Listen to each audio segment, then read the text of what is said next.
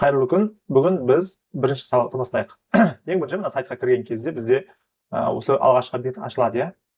Біз 3D конструкторға кіруіміз үшін мына 3D конструктор дегенді басамыз. Бастық. Ішінде бізде ең бірінші кірген кезде осындай бет ашылады. Бұрын сызған проектіңіз ашылуы мүмкін. Біз аламыздағына давайте полностью жаңа проект жасайық. Новый проект. Бастық. Сохранить етіп проект. Енді бізде жаңа проекттің аты бірінші сабақ болсын. Все, окей. Міне, пустой проект ашылды. Егер сізде тағы да сұрақтар, обучение керек болатын болса, мына обучениеге бассаңыз, осы жерден полностью сабақтармен танысуға болады. Бұл жерде енді демонстрация арқылы түсіндіреді, ал мендегі қазір бұл толықтай видео урокпен. Так, енді бірінші мына файлға кірген кезде проект создавать еттік. Настройка проекта, мына жерге клиенттің атын жазамыз, мысалға Хамид. Телефон номер 8-706-666-00. Мысалға Астана деп адресті жазсақ болады. Одан кейін осы жерге біз комнатаны сызайық. Настройка комнатай. Енді бізге замер алғанымыз бойынша осы жерден бірінші комнатаны таңдаймыз. Бізде бұл давайте просто спальня болсын. Давайте шкафтан бастайық, ең оңай. Спальня болды.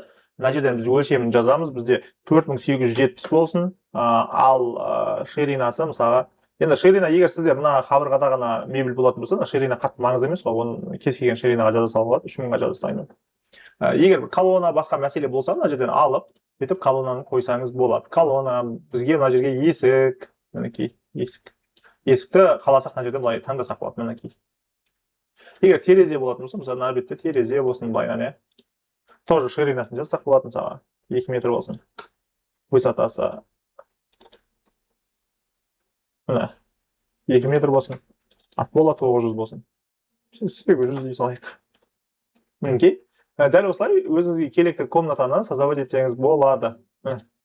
Барлығы тұр, ешқандай қиындығы жоқ. Ыңғайлы жерге қоясыз, ыңғайлы етіп орналастырасыз. И применить. Енді бұл жерде әрине сізде тағы бір дополнительный заттар болса, мына жерден жасай беруге болады. Оның бәрін енді өзіңіз шұқылап, асықпай көрсеңіз болады. Мына жерден бір керек информация болатын болса, тоже қойсаңыз болады. Если сізге бір мебель қою керек болса, мысалы диван, диванда бүйтіп қойсаңыз болады. Мына жерге мысалы диван қойып қоя саласыз. Деген сияқты. Бұл әрине бірақ 3D-да көрінбейді, жай ғана 2D вариантта көргенге ғана применить. Все. Міне, бізде терезе, колонна, есік қана көрінді. Енді этапный конструктор немесе бөлек мебель сызу деген бар. Ең бірінші біз давайте этапный конструктормен жасайық. Себебі ең оңайы, ең тезі, ең жылдамы осы. Міне, мынаны басамыз. Басқан кезде сізге ең бірінші комнатаны таңдау керек болады. Комнатаны таңдадық, міне, бұл стена 3 екен бізде. Далее басамыз. Енді осы жерден автомат түрде сізге өлшемдердің барлығын көрсетіп тұр. Қандай, высотасы қанша, цоколі қанша деген сияқты. Глубинасы қанша? Біз глубинасы 600 деп жаздық. Бұл 600 деген есігі, задний стенкасы, ХДФ барлығы бірге есептелген өлшемі. Енді антресоль кейбірлер 550 деуі мүмкін, өзіңізге ыңғайлы вариант таңдайсыз тоже. Бұны үлкейтем десеңіз тоже өзіңіз білесіз. Одан кейін модульдің саны. Енді мына жерде бізде 10 есік тұр. Әр есіктің мына жерде өлшемдері жазылған. Әр есіктің приблизительно фасадтың ширинасы әдемі тұр. Енді біз мынаны 4, болмаса 5, болмаса 6 деген сияқты модульдің санына өзгертсек болады. 3 десек те болады. Мына жерден көріп отырсыз, қалай жаққа ашылатын. Қаласақ осыны мысалға 4 деп өзгертсек болады. 5 деп өзгертсек те болады. 5 болса, дәл осылай сарыдан бөлініп тұр деген сөз. Цоколі қандай болу керек? Давайте біз 5 емес, бір басқаша бола берсін, 4 қылып қоя берейік. Кішкене 3 деп орналастырсақ болады. 3-ке деп өзгертсек. Енді бұл әрине шкафыңыз үлкен кішісіне де байланысты ғой. Біз бүйтейік. Давайте справа бізде терезе бар, терезеге жетпей тұрсын. 200-ге. Мінекей жетпей тұр. Ал слева әжептәуір жетпей тұрсын. Мысалға бізге метрдей болсын. Міне, өлшемдерді өзгертіп, мына жерде фасадты қайтадан өзгертті. Көрдіңіз ғой, фасадтарды автомат өзі тауып беріп тұр. Біз мынаны қаласақ 8 деп өзгерте аламыз. 456-тан бізде мынанша фасад екен. Қаласақ мынаны 3 дейміз, міне. Мынаны қаласақ 5 дейміз, қайтадан 7 дейміз деген сияқты. Міне, вариант. Давайте осы күйінде қалсын. 522-ден әдемі фасадтың размері барлығы әдемі келіп тұр. Енді дәл осылай қалдырсақ болады. Болмаса потолокқа жеткізбей істесек те болады. Сверху бізге 1 сантиметрге жетпей тұрсын. Міне, төбеден зазор кетті. Ары қарай басамыз. Енді осы жерден бізге секцияны таңдауымыз керек. Секцияны таңдауымыз үшін өзімізге ыңғайлы кез келген модульді таңдай аламыз. Міне, осы жерден егер сізде белгілі бір секция қызық болса, мысал ретінде, мысалға мынау, мынау қызық делік мінекей. Айналдырып көре аласыз осы жерден. Егер бізде обновление шығып тұрады, если сізде постоянно осындай сары болып тұрса, значит обновление бар деген сөз. Күтесіз, мынандай загрузка жүреді толықтай. Загруз етілді. Болды. Міне, көрдіңіз ба? Мына жерден галочка шықты. Галочка шықса, онда бізде міне толықтай обновление бітті деген сөз. Міне, галочка тұр. Алдағы уақытта тағы да сайтта обновление болса, автоматты түрде мына жерден сары значок шығады. Осы естеріңізде болсын. Ары қарай міне бізге так, давай, мынау қызық болды я жаңа. Қаласақ енді жаңа әрине, мына жерден полканы да өзгертсек болады. Мына полка бізге қайсысы қызығырақ, мысалы, мынау қызық болуы мүмкін. Давайте осыны бірінші қояйық. Және осының арасына барып мынаны қойсақ та болады. Міне. Бұл қалауыңызға байланысты ғой. Мына жерде де полканың санын өзгертсеңіз болады. Міне. Полка, одан кейін отступы қанша, конфирмат па, полка держатель ма таңдасаңыз болады. Бұл жерде және кейін де таңдасаңыз болады. Добавить секцию. Енді осы жерге бір ящик қойсақ болады. Ящик бізге 2 болмаса 3 ящик қоя аламыз. Давайте осы жерге 3 ящик қояйық. Араларын 30-ға отступ болсын. Мына жерде мынандай артқа қарай отступ деген сөз мынау. Бізге артқа қарай отступ керек емес. Бастық. 3 ящик қойылды. Енді мына жерге біз давайте осындай бір 2 мынандай секцияны таңдайық. Енді қалауыңызға байланысты бұл секцияны өзіңіз ручной жасасаңыз да болады. Мына секцияны мысалы маған мына жерде ешқайсысы ұнамады, мысалы ретінде. Біз бұны кейінге қалдырсақ болады. Ол обязательно дәл қазір толтыру міндетті емес. Мына жерде бізге мынандай. Бұл әрине бұл пеналдарға сізге қатысты мына шкаф, секция, полка, ящик. Осы жерден таңдай аласыз. Мінекей біздегі жалпы көрініс осы, мынаны кейінге қалдырдық. Қаласа осы жерден өлшемдерді өзгерте аламыз нақты. Мынаны мысалы былай жасақ, мына размер өзгереді және оны құлыптай да аламыз. Міне құлыптан қалады. Енді бізге автомат болғандықтан ол қатты маңызды емес. Давайте біз мынаны өзгертіп көрейік. Біз бұл жерде өлшемі метр болсын. Бұл стандарт, иә. Міне қалғандардың бәрі өзі автомат ауысады. Тек осы ғана құлыптанады. Және бұны бүйтіп жылжыта аламыз мінекей. Міне көрдіңіз ғой? Өте ыңғайлы. Бізге бұл мына шетке тұрса да болады. Мына жерге тұрса да болады. Мінекей. Осылай ауыстырамыз. Әзірге осы қалдырайық. Дәл енді бастық.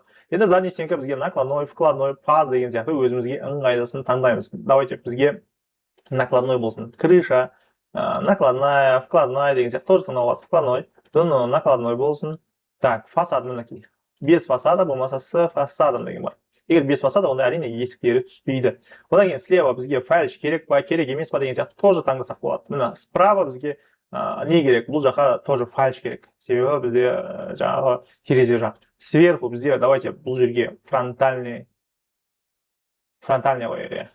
Типа потолок қатты қисық деп айтайық та, грубо. Ручка астымызға мысалы қандай ручка таңдаймыз? Мысалы бізге мына ручка қызығырақ болды. Антресольға да таңдасақ болады. Әрине антресоль көп жағдайда без ручек болады, сондықтан без ручек қалдырайық. Типа қайсы фирма керек? Давайте бізге хетикті таңдайық. Ремень. Мына жерде доводчик без пружина деген заттар қатты прям маңызды емес. Бұл өзі программа өзі түсініп алады. Типа үстіне қайсы, астына қайсы ыңғайлысын тауып алады. Егер әрине ручка болса с доводчикпен, без ручка болса без пружины. Тип тандем телескоп таңдасақ болады. Давайте біз бұл жолы телескоп таңдайық. Давайте тандем таңдайық. Bloom. Бұл жерден де мысалға маған хетик керек деп айтайын. Әрине Bloom болып тұр. Давайте хетикке қойық әзірге. Одан кейін жаққа планка, бұны да қазір түсіндірем не екен. Ары қарай енді фасад материалдарын таңдаймыз. Корпус бізде, так, мына жерден дуб Аризона деген сияқты, терракот деген сияқты, любойын таңдай беруге болады. Давайте терракотты таңдайық. Задний стенка, мысалы HDF, мына жерден таңдасақ болады мына. Одан кейін цокольдің материалы қандай болуы керек. Давайте бұл жерден біз, мына жерден қаласақ кез келген материал таңдай аламыз. Мына краска 16 деп тұр, иә. Біз мына MDF-қа кіріп, осы жерде мысалы красканы біз қайтадан дублировать етсек болады. Бізге бұл краска 18-дік болсын. MDF краска 18, толщина 18. Все. Түсті очистить етіп тастауымыз керек. Все. Мына жерден барлығы жазылды. Мына жерде MDF-тің бағасын жазсақ та болады. Қалауыңызға байланысты. Создать. Бізде MDF краска 18 істелді. Енді біз жұлдызшаға қойсақ, бұл жерде материал автоматты түрде избранныйға таңдалады. Мысалы, мен пленкалардың бәрін алып тастаймын. LDSP-нің ішінде избранный таңдасақ, мына қай заттар бізде дубсанома мысалы бізге керек емес мына екеуі. Давайте осыларды ғана қалдырайық. Бұл былай. Сіз мына жерден іздеген кезде не выбрано деді, қайтадан мына MDF краска деп көрсетіп тұру үшін сіз аштыңыз, мына жерден көрсетіп тұрады. Өте ыңғайлы. Бұл өте көп список шықпай, тек өзіміздің избранныйға таңдалғандары ғана. Енді низ қандай фасад, фрезеровка. Мына жерден мысалы любой таңдауға болады. Александрияны таңдаймын, иә. Әрине, Александрияны мысалы квадратын жасаңыз болады. Если сізде MDF краска жаңағы мысалы 19 000 теңге бұл фрезеровкасы шығып жатса, онда жаңағы жерден MDF красканы өзгертсек болады. Бізде мысалы MDF краска 18-ді редактировать етеміз. Бізде жаңа фрезеровканың бағасы 19.000 теңгеден шығып жатыр. Мына жерге біз бір листтің бағасын тоже жазсақ болады. Мысалға бізге бұл грубо 28.000 теңгеден бір лист создать. Все болды. Мына жерде міне шарт. Мына жерде квадратында шарт тұр, қаншадан шығып тұрған. Егер сізде ЧФУ оның барлығы дополнительный шығын болса, бірден осы жерге жазып кетсеңіз болады. Мына работа бізде квадрат метрінен есептелінеді. Бізге бұл квадрат метрі, мысалы МДФ краска қаншаға кетуі керек, распилы қанша тұрады, присадкасы қанша тұрады, упаковкасы қанша тұрады, осы жерден өзгерте аласыз. Мына работа бізге квадрат метріне тағы да 5.000 теңгеден шықты дейік, сохранить цены. Все, бұл енді сразу мына жерден бассақ, бұл МДФ уже өзгермейді. Все, кетті. Жауап тастайық. Енді мына жерден краска таңдалды. Антресоль, антресольді қандай фрезеровкамен таңдаймыз? Бұл жерде кезеген таңдау. Давайте модерн таңдасақ та. Модерн. Енді так, мына жерден фасад ящика я дұрыс терракота қала берсін, цокольді өзгертпеппіз, краска болсын. Міне, барлығы таңдалды, енді построй. Тек қана күту ғана қалды. Сіз өстіп күтіп отырасыз, сізге полностью дерлік шкафты сызып береді. Өте әдемі. Міне. Міне, іші фасадсыз. Әрине біз мына жерде жаңа біз примерно есептеп қоя салдық. Егер сізде нақты бір өлшемі бар болса, осы жерді қайтадан өзгертсеңіз де болады. Біз аламыз дағыны, осыны қайтадан көк жанып тұрады, басамыз, секцияны таңдаймыз. Бізге мынау ұнамай қалды, алдық. Мысалы, мынаны алып тастайық, мынаны алып тастайық. Осы жерге бізге так секцияның ішінен давайте осы готовый вариантын қоя салайық сразу. Мынандаймен қояйық, брючница қояйық. Осы ауница болсын. Добавить секция. Все. Енді біз қайтадан осы применить етсек, бұл қайтадан сызып береді сізге. Өзгерісті бірден жасап береді. Өте ыңғайлы. Көрдіңіз ғой?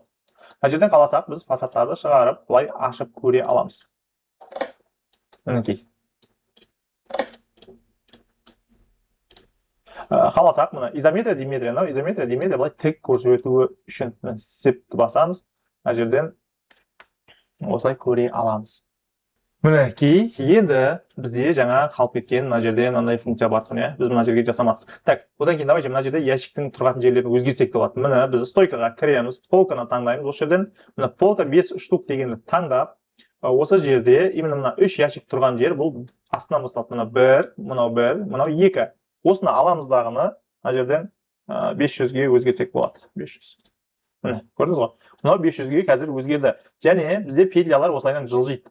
Чтобы мынаған өзгеріс андай салмақ қалмас үшін, турасына түсіп қалмас үшін ящикке сонда темейді нақтысы. Міне өте ыңғайлы болды. Барлығы түсінікті деп ойлаймын. Қаласақ мына жерден ящиктерді мысалы 500 емес, басқаша өзгертсек те болады. Мысалы бізге 300-ға өзгертеміз. Міне 300. Қаласақ былайдан көре де аламыз. Міне. Мына жер 500, мынау 300. Көрдіңіз ғой, ешқандай қиындығы жоқ. Дәл осы полканы таңдап, мына жерде мына полка 1. Осы жерінде өлшемдерін көре аламыз. Міне 1121. Бізге астыңғы жағы давайте 900 болсын. Міне 900 болды. Міне басылды. Мына жерге біз дополнительный стойка полка қойсақ болады. Стойканы қалай қоямыз? Міне стойканы таңдаймыз. Осы жерден 1 деп тұр, материал таңдалып тұр. Плюсті басамыз да осы жерге қоя салсақ болады. Міне, 1 рет басылды, стойка қойылды. Енді қаласақ, біз мына жерге 2 полка қойсақ болады. Полканы таңдаймыз, плюсті басамыз, осылайдан 2 дейміз дағыны, 2 деген цифрды басамыз, компьютердің клавиатурасындағы. Бастық. Енді осы жерден қаласақ, енді размерін өзгерте аламыз. Астыңғы жағы 300 болсын, үстіңгі жағы 350 болсын. Міне. Ортасында осылай тұр. Енді біз ортасына труба қойғымыз келді, мына штанга дейік. Давайте вышивка выдвижная деген таңдасақ болады. Және бағасына жерден өзгертіп қойсақ болады. Бұл бізде 5000 теңге тұрады, өшіп жазып қойсақ болады. Чтобы ертең есептегенге бұл ыңғайлы болады. Бастық применить. Міне, көрдіңіз ғой. Енді мына жаққа екінші жағына біз дәл осылай тағы да полка қойсақ болады. Плюсті басамыз, мына жерден 5, 3, 4 деп ыңғайлы вариант таңдасақ болады. Давайте біз 2-ді таңдайық. Былайынан таңдайық. Былайынан таңдайық. 2 полка болсын. Міне.